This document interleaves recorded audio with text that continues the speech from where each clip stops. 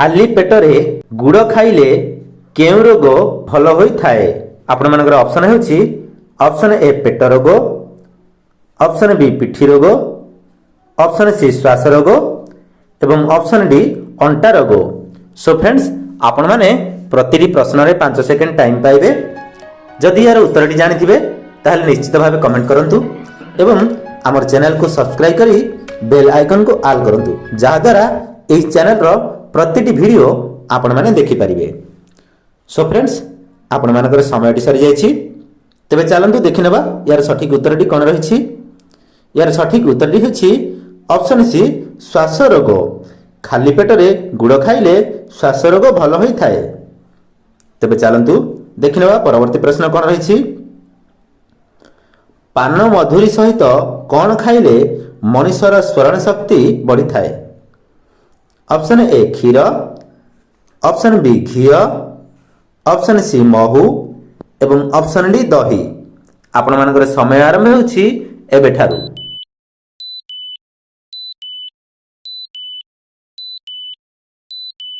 So friends आपण मानकर समयटी सरी जायछि, तेबे चलंतु देखि नेबा यार सठिक उत्तरटी कोन रहिछि। यार सठिक उत्तरटी होछि ऑप्शन ए क्षीर। पान मधुरी सहित क्षीर खाइले मनुष्यर स्मरण शक्ति 2 गुणा बढ़ी थाए। तेबे चलंतु देखि नेबा परवर्ती प्रश्न कोन रहिछि। प्रतिदिन 2टी लेखाए काजू खाइले केउ समस्या दूर होई थाए। ऑप्शन ए पेट समस्या, ऑप्शन बी आखि समस्या, ऑप्शन सी रक्तचाप एवं ऑप्शन डी सुगार। आपण मानकर समय आरंभ होछि एबेठारु।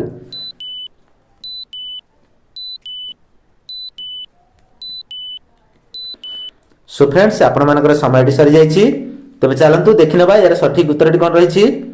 यार सठिक उत्तरटी होछि ऑप्शन बी आखि समस्या। प्रतिदिन 2टी लेखाए काजू खाइले आखि समस्या दूर होई थाए।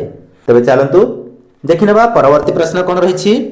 सकाळु सकाळु खाली पेटरे मांडिया खाइले केउ समस्या दूर होई थाए।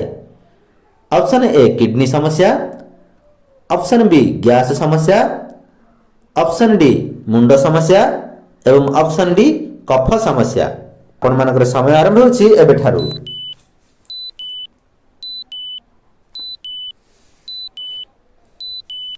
सो फ्रेंड्स आपण मानकर समयटी सरी जायछि, तबे चलंतु देखि नेबा यार सठिक उत्तरटी कोन रहिछि। यार सठिक उत्तरटी होछि ऑप्शन बी गैस समस्या। प्रतिदिन सकाळ सकाळ खाली पेटरे मांडिया खाइले गैस समस्या दूर होई थाए। तबे चलंतु देखि नेबा परवर्ती प्रश्न कोन रहिछि। केउ फल को केबे पोक लागंती नाही। ऑप्शन ए आत, ऑप्शन बी अंगूर, ऑप्शन सी कदली एवं ऑप्शन डी सेव। आपण मानकर समय आरंभ होछि एबेठारु।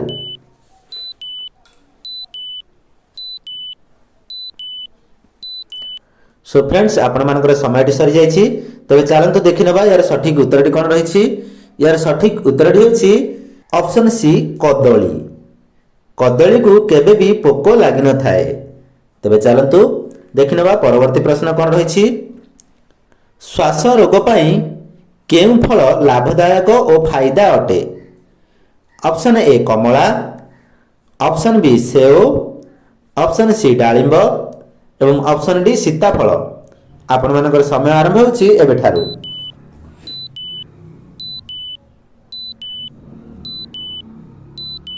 तो फ्रेंड्स आपण मानकर समयटी सरी जायछि, तबे चलंतु देखि नेबा यार सठिक उत्तरटी कोन रहिछि। यार सठिक उत्तरटी होछि ऑप्शन डी सीताफल। श्वास रोग पई सीताफल लाभदायक और फायदा अटे। तबे चलंतु देखि नेबा परवर्ती प्रश्न कोन रहिछि। केउ साग खाइबा द्वारा चुटी झड़िबा बंद होई थाए।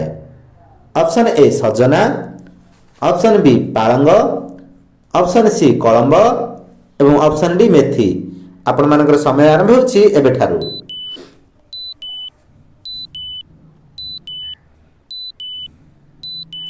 सो फ्रेंड्स आपण मानकर समयटी सरी जायछि, तबे चलंतु देखि नेबा यार सठिक उत्तरटी कोन रहिछि।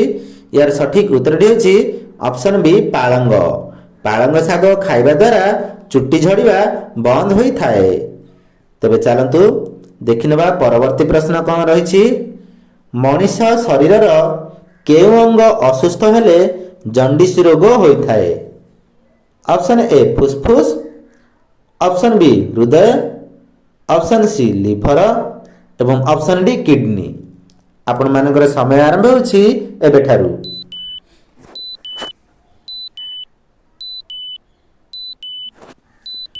ସୋ ଫ୍ରେଣ୍ଡସ୍, ଆପଣମାନଙ୍କର ସମୟଟି ସରିଯାଇଛି। ତେବେ ଚାଲନ୍ତୁ ଦେଖିନେବା ଏହାର ସଠିକ୍ ଉତ୍ତରଟି କ'ଣ ରହିଛି।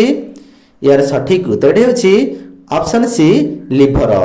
ମଣିଷ ଶରୀରର ଲିଭର ଅସୁସ୍ଥ ହେଲେ ଜଣ୍ଡିସ ରୋଗ ହୋଇଥାଏ। ତେବେ ଚାଲନ୍ତୁ ଦେଖିନେବା ପରବର୍ତ୍ତୀ ପ୍ରଶ୍ନ କ'ଣ ରହିଛି। ହାତୀ କେଉଁ ରଙ୍ଗକୁ ଦେଖିଲେ ପାଗଳ ଭଳି ହୋଇଥାଏ? ଅପସନ୍ ଏ ଧଳା, ଅପସନ୍ ବି କଳା, ଅପସନ୍ ସି ନାଲି ଏବଂ ଅପସନ୍ ଡି ନୀଳ। ଆପଣମାନଙ୍କର ସମୟ ଆରମ୍ଭ ହେଉଛି ଏବେଠାରୁ।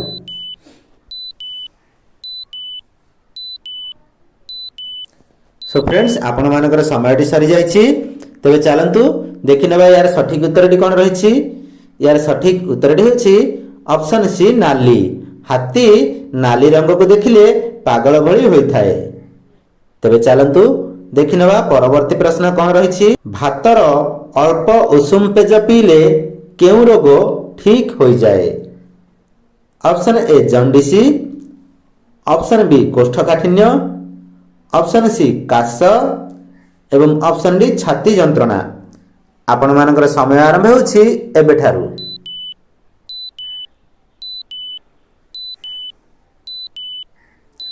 ସୋ ଫ୍ରେଣ୍ଡସ୍, ଆପଣମାନଙ୍କର ସମୟଟି ସରିଯାଇଛି। ତେବେ ଚାଲନ୍ତୁ ଦେଖିନେବା ଏହାର ସଠିକ୍ ଉତ୍ତରଟି କ'ଣ ରହିଛି। ଏହାର ସଠିକ୍ ଉତ୍ତରଟି ହେଉଛି ଅପସନ୍ ବି କୋଷ୍ଠକାଠିନ୍ୟ। ଭାତର ଅଳ୍ପ ଉଷୁମ ଥିବା ପେଜ ପିଇଲେ କୋଷ୍ଠକାଠିନ୍ୟ ରୋଗ ଭଲ ହୋଇଥାଏ। ତେବେ ଚାଲନ୍ତୁ ଦେଖିନେବା ପରବର୍ତ୍ତୀ ପ୍ରଶ୍ନ କ'ଣ ରହିଛି। ରସୁଣ ସହିତ ମହୁ ଖାଇଲେ କେଉଁ ସବୁ ରୋଗ ଠିକ୍ ହୋଇଥାଏ? ଅପସନ୍ ଏ ହାର୍ଟ ସମସ୍ୟା, ଅପସନ୍ ବି ମୋଟାପଣ, ଅପସନ୍ ସି ଥଣ୍ଡାଜନିତ କାଶ ଏବଂ ଅପସନ୍ ଡି ଶାରୀରିକ ସମସ୍ୟା। ଆପଣମାନଙ୍କର ସମୟ ଆରମ୍ଭ ହେଉଛି ଏବେଠାରୁ।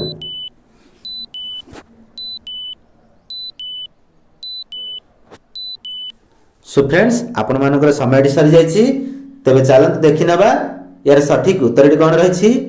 ଏହାର ସଠିକ୍ ଉତ୍ତରଟି ହେଉଛି ଏ ଚାରୋଟି ଯାକ option A, option B, option C ଏବଂ ଅପସନ୍ ଡି। ହାର୍ଟ ସମସ୍ୟା ଏବଂ ମୋଟାପଣ ଏବଂ ଥଣ୍ଡାଜନିତ କାଶ ଓ ଶାରୀରିକ ସମସ୍ୟା। ରସୁଣ ସହିତ ମହୁ ଖାଇଲେ ଏହି ସବୁ ରୋଗ ଠିକ୍ ହୋଇଥାଏ। ତେବେ ଚାଲନ୍ତୁ ଦେଖିନେବା ପରବର୍ତ୍ତୀ ପ୍ରଶ୍ନ କ'ଣ ରହିଛି। ଶରୀରର କେଉଁ ଭିଟାମିନ୍ ଅଭାବ ରହିଲେ ମଣିଷର ମସ୍ତିଷ୍କ ଦୁର୍ବଳ ହୋଇଯାଏ? Option A vitamin A, option B vitamin B, option C vitamin C ଏବଂ ଅପସନ୍ ଡି ଭିଟାମିନ୍ B12। ଆପଣମାନଙ୍କର ସମୟ ଆରମ୍ଭ ହେଉଛି ଏବେଠାରୁ।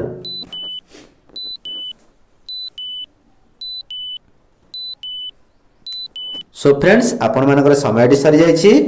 ତେବେ ଚାଲନ୍ତୁ ଦେଖିନେବା ଏହାର ସଠିକ୍ ଉତ୍ତରଟି କ'ଣ ରହିଛି। ଏହାର ସଠିକ୍ ଉତ୍ତରଟି ହେଉଛି option D vitamin B12।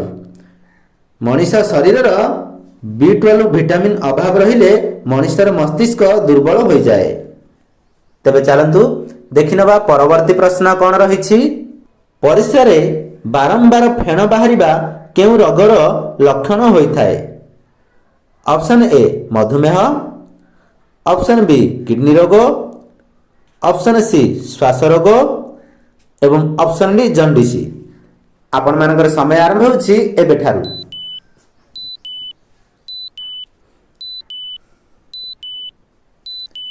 Show friends, ଆପଣମାନଙ୍କର ସମୟଟି ସରିଯାଇଛି। ତେବେ ଚାଲନ୍ତୁ ଦେଖିନେବା ଏହାର ସଠିକ୍ ଉତ୍ତରଟି କ'ଣ ରହିଛି। ଏହାର ସଠିକ୍ ଉତ୍ତରଟି ହେଉଛି ଅପସନ୍ ବି କିଡନୀ ରୋଗ। ପରିସ୍ରାରେ ବାରମ୍ବାର ଫେଣ ବାହାରିବା କିଡନୀ ରୋଗର ଲକ୍ଷଣ ହୋଇଥାଏ। ତେବେ ଚାଲନ୍ତୁ ଦେଖିନେବା ପରବର୍ତ୍ତୀ ପ୍ରଶ୍ନ କ'ଣ ରହିଛି। ଘୁଙ୍ଗୁଡ଼ି ସମସ୍ୟାରୁ ମୁକ୍ତି ପାଇବା ପାଇଁ ହେଲେ ଶୋଇବା ପୂର୍ବରୁ କ'ଣ ଖାଇବା ଓ ପିଇବା ଉଚିତ? ଅପସନ୍ ଏ ରସୁଣ ସହ ଗରମ ପାଣି, ଅପସନ୍ ବି ପିଆଜ ଚାହା, ଅପସନ୍ ସି ଅଦା ଚାହା ଏବଂ ଅପସନ୍ ଡି ନାଲି ଚାହା। ଆପଣମାନଙ୍କର ସମୟ ଆରମ୍ଭ ହେଉଛି ଏବେଠାରୁ।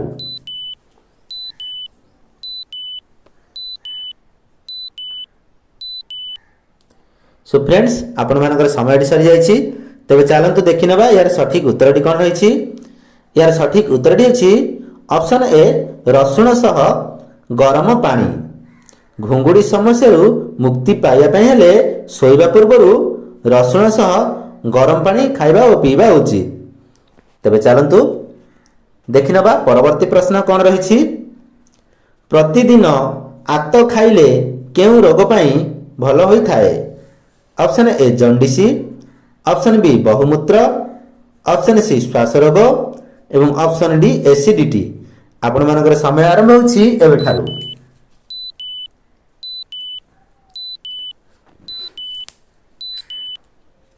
ସୋ ଫ୍ରେଣ୍ଡସ୍, ଆପଣମାନଙ୍କର ସମୟଟି ସରିଯାଇଛି। ତେବେ ଚାଲନ୍ତୁ ଦେଖିନେବା ଏହାର ସଠିକ୍ ଉତ୍ତରଟି କ'ଣ ରହିଛି। ଏହାର ସଠିକ୍ ଉତ୍ତରଟି ହେଉଛି ଅପସନ୍ ସି ଓ ଅପସନ୍ ଡି, ଶ୍ୱାସ ରୋଗ ଏବଂ ଏସିଡିଟି। ପ୍ରତିଦିନ ଆତ ଖାଇଲେ ଶ୍ୱାସ ରୋଗ ଓ ଏସିଡିଟି ପାଇଁ ଭଲ ହୋଇଥାଏ। ସାଙ୍ଗମାନେ, ଯଦି ଏ ଭିଡ଼ିଓଟି ଦେଖିବା ପାଇଁ ଭଲ ଲାଗିଥାଏ ତାହେଲେ ଚ୍ୟାନେଲକୁ like, share, comment and subscribe କରିବାକୁ ଭୁଲିବେ ନାହିଁ।